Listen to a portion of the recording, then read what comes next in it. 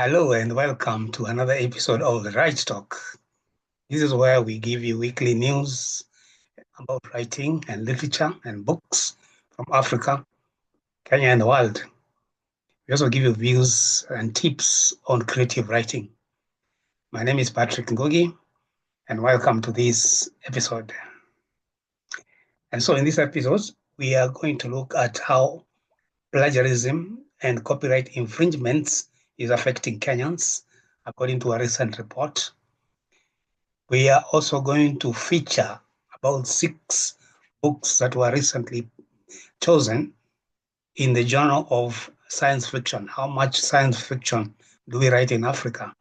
But surprise, surprise, surprise, we do have science fiction in Africa, and we are going to feature some of the 6 books that were voted as a must-have, particularly in this festive season. As you know, we are recording this during Christmas and New Year's Eve 2024, 2025.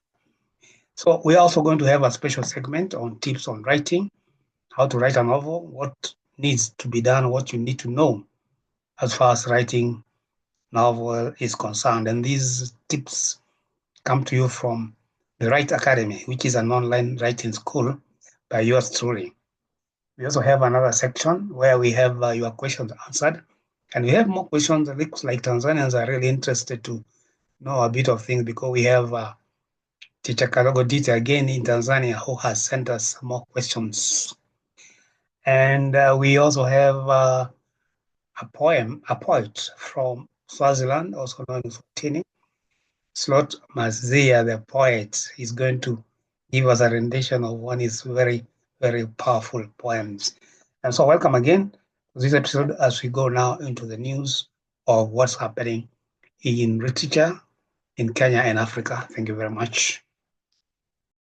As far as the news is concerned, we have a group in Malindi, Kenya that is concerned about books. It's a book club concerned about writing, and they have been complaining about how copyright infringements is really affecting their work, and also what do you call plagiarism, where people copy other people's novels, books, and just change the title so that the book could be theirs. That is straight, direct stealing. But let's hear the report. Books authors in Kilifi County, Kenya, are advocating for a review of copyright laws to protect their creative works from intellectual property theft. They express frustrations over plagiarism and illegal reprints of their books, particularly in PDF formats. At the launch of the Malindi Seaside Writers Club, they emphasized the need for better enforcement of Copyright Act of 2001, suggesting it to be updated to address current trends. The authors urge the government to reduce taxes on printing material to lower book production costs, which would help improve Kenya's reading culture and encourage more people to write. Ms. Wahunjoroge, founder of the Writers Circle, highlighted the issue of book copying, where original works are printed under different titles. She called for stricter enforcement of copyright laws. Mr. Edward Yese, author of Captive for Hire, echoed this concern, noting the challenges in publishing in Kenya, which often leads to self-publishing as the only option. He emphasized that taxes on printing inputs need re-evaluation to make publishing more affordable. Dr. Nancy Ngoa from Pond University commented on the poor reading culture at the coast, advocating for a renewed commitment to reading among youth who are often distracted by smartphones. She stressed the importance of books for knowledge and perspective. Science fiction, fantasy, horror, and other forms of speculative fiction are breathing a new life into African writing. International awards, TV deals, new publishing imprints, a growing fan base, and academic studies are adding to the interests. So, what are the best science fiction, fantasy novels, short stories, and anthologies to add to your wish list? We asked 6 scholars who specialize in African science fiction and fantasy to pick. And according to that report, which was reported on theconversation.com, the following are the 6 best science fiction works that can be from Africa. And the first one is Avenues by Train, written by Farai Mudzingwa. Reading Zimbabwean writer Farai Mudzingwa, Avenues by Train 2023, one cannot help but think of those moments when we find ourselves suspended between stations, neither here nor there, watching the passing scenes through the windows of a carriage that may or may not reach its destination. This coming of age novel captures the peculiar stagnation of contemporary Zimbabwe, where the promises of independence have given way to a landscape of never-ending transitions. And the second book is It Doesn't Have to Be This Way by Alistair McKay. This one is set in a near future Cape Town, South Africa, set in a near future Cape Town. South African writer Alistair McKay, 2022 novel It Doesn't Have to Be This Way, affectionately abbreviated IDHTBTW, presents the horrors of accelerated climate change through the eyes of 3 gay protagonists. Then the next book is Mother Sound, the solitary anthology edited by Wole Talabi. There has been spate of African science fiction anthologies, but Mother Sound, the Southverse Anthology 2023, edited by Nigerian writer and editor Wole Talabi, exceeds the trend through its complex and shared world building. Southverse is shared and open world and only exists through the collaboration efforts of its authors, inviting into workshops over the span of 2 years to create the Southverse. This method of multi-perspective storytelling means that our sense of the Southverse changes with each story. Then we have Rigland by Sue Davis Okungboa. These are dark and difficult times ahead. In bleak times, speculative fiction is especially popular. It can help us imagine how we might endure the worst and can also nurture the hope that alternative worlds are possible. Nigerian writer Sue Davis Okungboa, free to read short story Rigland 2023, does both these things. It inventively but realistically imagines how spaces of sanctuary might be built even in the midst of climate cataclysm to come. The Silence of the Wilting Skin by Tlotlo Samase. A railway track cuts a nameless society into two, and the people living on the either side are fundamentally different. Each month, a train filled with the already dead arrives to collect those who have recently died, yet only those on the nameless protagonist side of the track can see it. Others living in the district on the other side of the city cannot see to demolish the seemingly useless tracks. And finally, we have Triangulum by Masande Nshanga. Triangulum 2019 is a novel about alien abduction, time travel messages from supernatural source, and visions of the future. It is also about a schoolgirls growing up in the late 1990s and early 2000s in Eastern Cape province of South Africa, trying to make sense of the continuing influence of apartheid history as she's simultaneously trying to figure out her sexuality, her family, and who she is.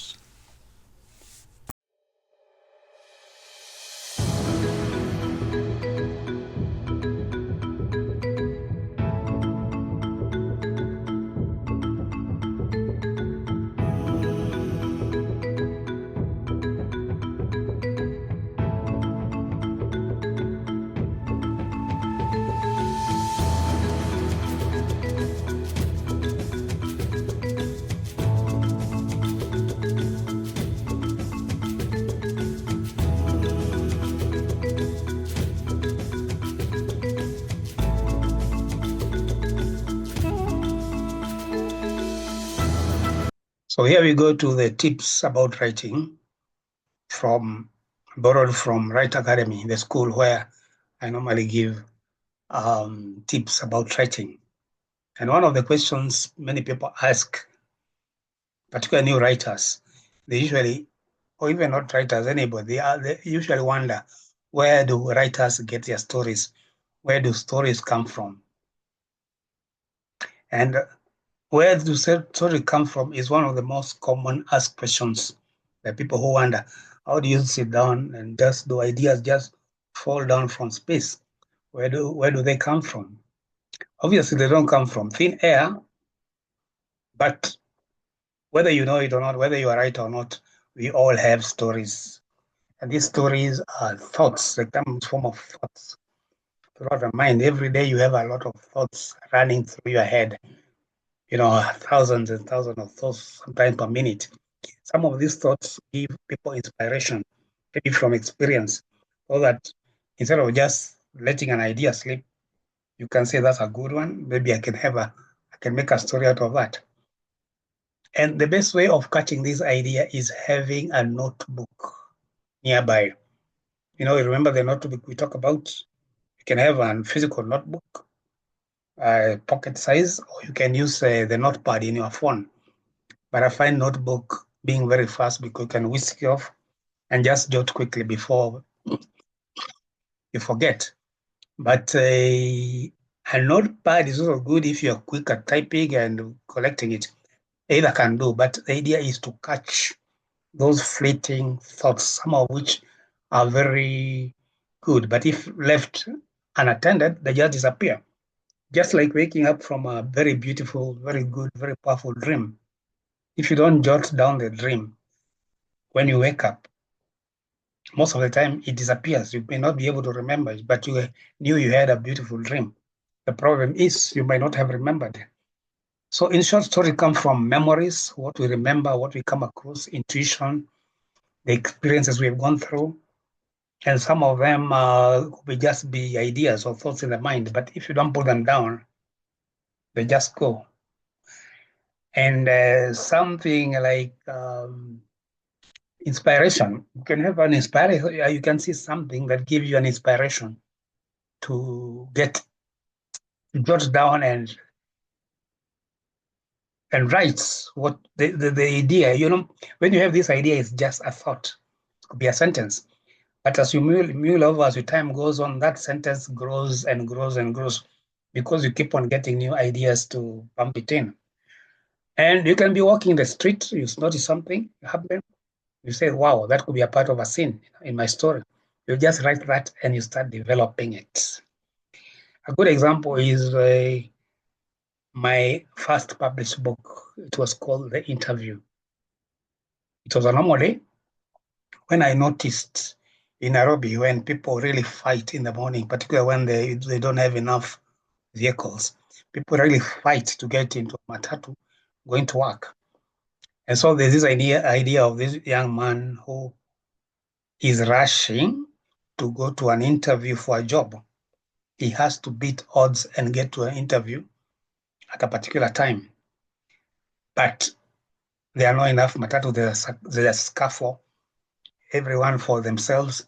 But then as he goes to and to fight to get into that matatu.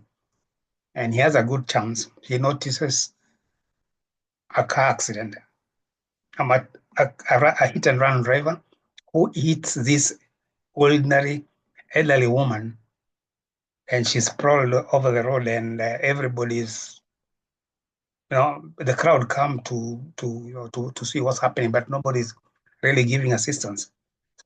Does he stop going to the interview? Because if he misses it, obviously he will fail. He will not get a job, which he needs so much. Or does he stop to help the woman? That is an idea he got just from observing how people are fighting to get a matatu. Suppose you're going to get a matatu, you have to get a matatu, but something else happened that changes your life later on. And for those who have read the interview, you can see how there were twists and turns because apart from losing the opportunity to go for the job interview, something bigger happened, and that happened just because of helping this person. And so that was just an idea of how stories crop up. It can just be something you see and you think it's a good scene. It can start as just a scene in the novel, but as you build it around it, it becomes bigger and bigger and bigger until it becomes a full-fledged novel. And that's what happened with the interview. I just saw this commotion. There wasn't really an accident at that point. My accident was just an imagination. But then one imagination, one thought led to another until I got my manuscript written, and I entered into a competition in 2000, and it was shortlisted among the best 5 books on the continent in that year. So, yeah. So what you must remember is having a story, creating a story is not an event. It doesn't happen once. It's a process from getting the idea, building the characters, building the chapters and the plot and so on. But the idea is the first thing to have is to have a story, because without a story, there is no story. And how do you get a story? That's what you're talking about: ideas, thoughts, experiences. The marketplace is full of stuff. Go there, observe, think. Anything that happened to you, maybe something disturbing you, maybe you are depressed. Instead of spending a lot of energy in the worry of what's happening, go and write a horror story from whatever you're experiencing. Because one thing will grow together. Because that's another secret. Writing can be a therapy. It's therapeutical when you write, because you are releasing your emotion. So if you have an anxiety, some worries, something stressing you, write it, write your own story, make it a story. Before you know it, somewhere along the line, you will find a solution just by writing. Then what you do is eventually, as you go along, you'll find a lot of ideas. You put a lot of ideas, different ideas for different stories. As you review them, because it's not just writing, it's not just a dumping ground. You'll be taking one idea after another, make it, you call it nuggets. You build a story around them. You can take 2 or 3, make it one story, merge them, or you can take one idea at a time and develop them into a story. How do you develop in a story? It's a process, it's not an event. You can be taking that idea every day and looking at it throughout, and as you look at it, you get new ideas, you add on those ideas, you remove some of the ideas, you add it to another nugget. Before you know it, each idea is a complete sketch of a story waiting to be written. And how do you start writing? Perhaps that will be our next talk when we as we continue giving these tips. So your notebook will eventually become what we call a bottomless well of ideas, because there'll be so many ideas there. And all you need to do when you feel like writing is pulling one of them and building on it and making it a story. And so that is it. Ideas come from the mind, but again, it can come into the mind from an observation. Something you observed, you think is a good idea, you jot it down. Something you dreamt, something you imagine, something, some anxiety, you are worried, you know that it's affecting you, it can be written, it can become a novel. You can be in the bus and you hear people discussing something. Um, they are in a conversation and you hear just a word or just a phrase. That's a good idea. You can turn it into a story. So story are everywhere. As I said earlier, in the marketplace, in the church, on TV, on newspapers. They are there staring at you, waiting to be told. How do you do it? Get a notepad on your laptop, put those ideas down, jot them down, and build them up, build them up. Eventually, you can be taking one of them, each one of them, and develop into a story. That's where we get ideas from. That's where ideas come from. Thank you very much.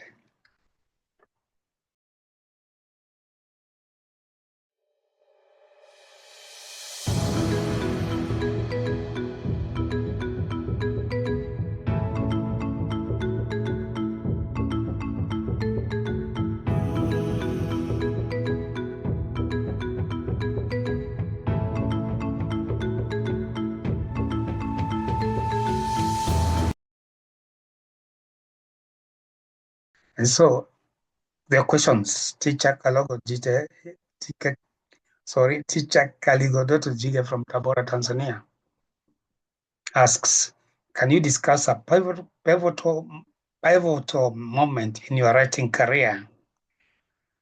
Can you discuss a pivotal moment in your writing career? And the question number 2, how important is feedback during your writing process? I think for many writers, I think their pivotal moment is when, just like a mother, when they are first born, when you is born, when an author gets their first book published or accepted and for publication, that is for me, that is a pivotal moment. Sorry, that is a pivotal moment because before that, it was just a manuscript. But here is now a published book where it can go into the market, be recognized, and at least it can be seen you have published something.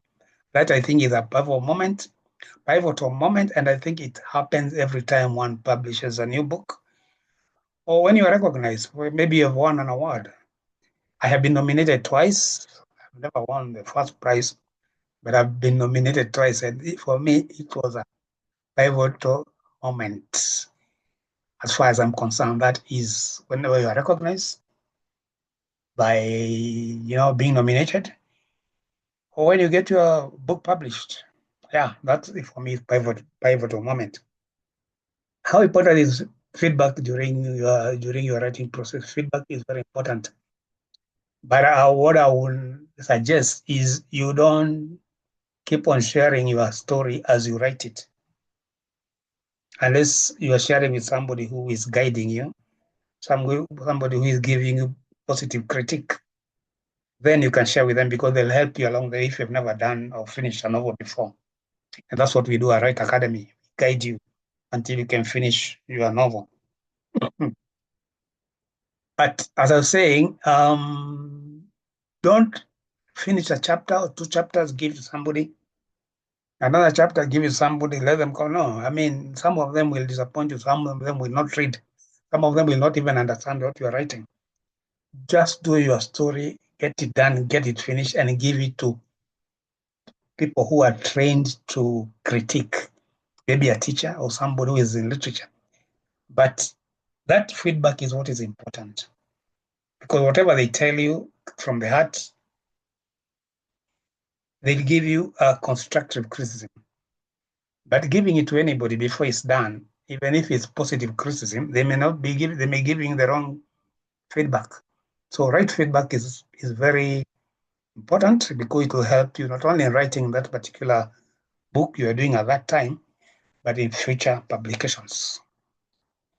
I hope Teacher Kaligo Jige from Tabora, Tanzania, you have you are satisfied with those response. And I would like to invite any of you out there who may have a question about writing or about what we do at Write Academy. You can do so by writing to us through WhatsApp or email address, which is in the description.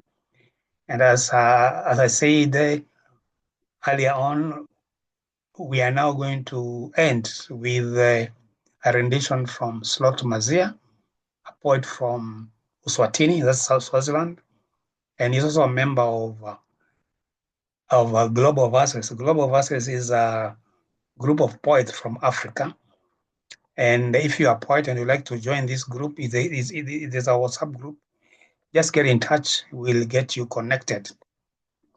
Again, as we end up with the Slot Mazia's poem, I would invite you to like, share, and comment on this channel so that we know we are reaching the right people, and you can always be aware when we are bringing the next episode.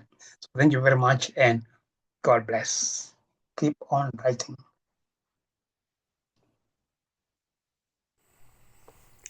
Slot Mazia, who describes himself as an illegitimate son, was born Bonginkosi Bekumusa Slot Mazia on August 2nd, 1985 at Ho region of the then Swaziland, now Eswatini. That's in southern Africa. Slot, who also calls himself a love poet, says that he grew on his mother's side under the auspices of his grandmother. He grew in the rural areas where life was not all roses. However, defying all odds, this poet fell in love with love poems to fill the lacuna in his heart of growing without love. He grew reading love poems by the likes of William Shakespeare, and Pablo Neruda. In 2019, he started to take poetry seriously, and in 2023 recorded his first album. He's now happily married and working on his on his next album. And the following is a powerful rendition of his poem, Loving You. Welcome.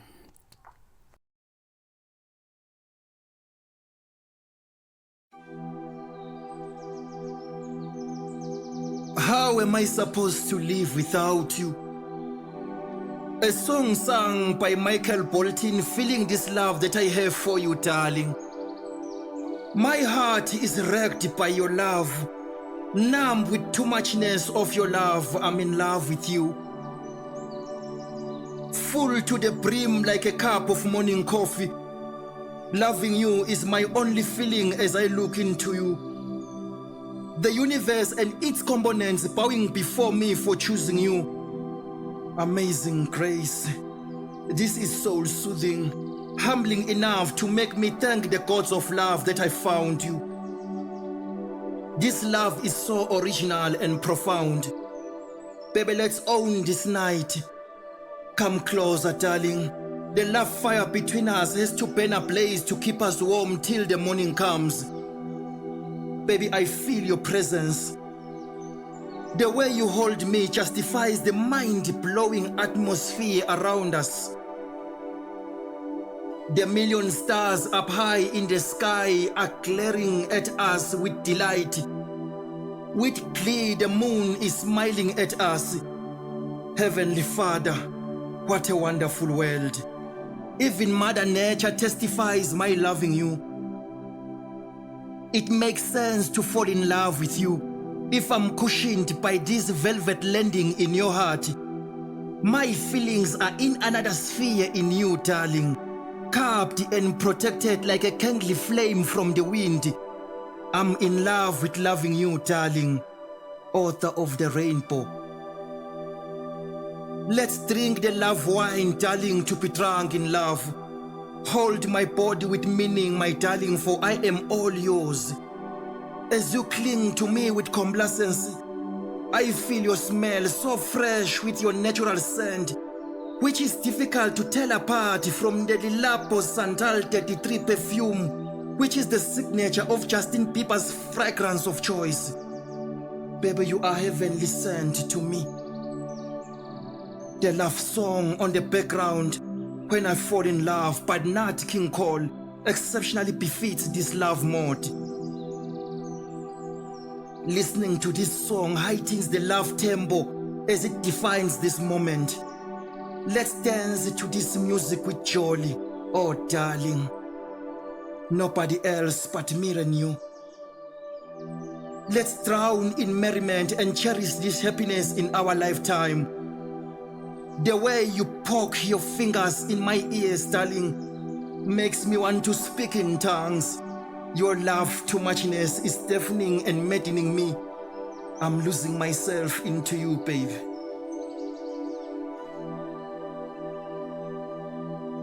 You are so sweet. Trust me, baby.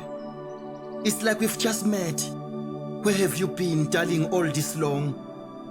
You make my life meaningful, worth living, darling. Your love is so beautiful, so sweet, matchless and outstanding. This moment is tempting. This pleasure is divine. The pressure is compelling.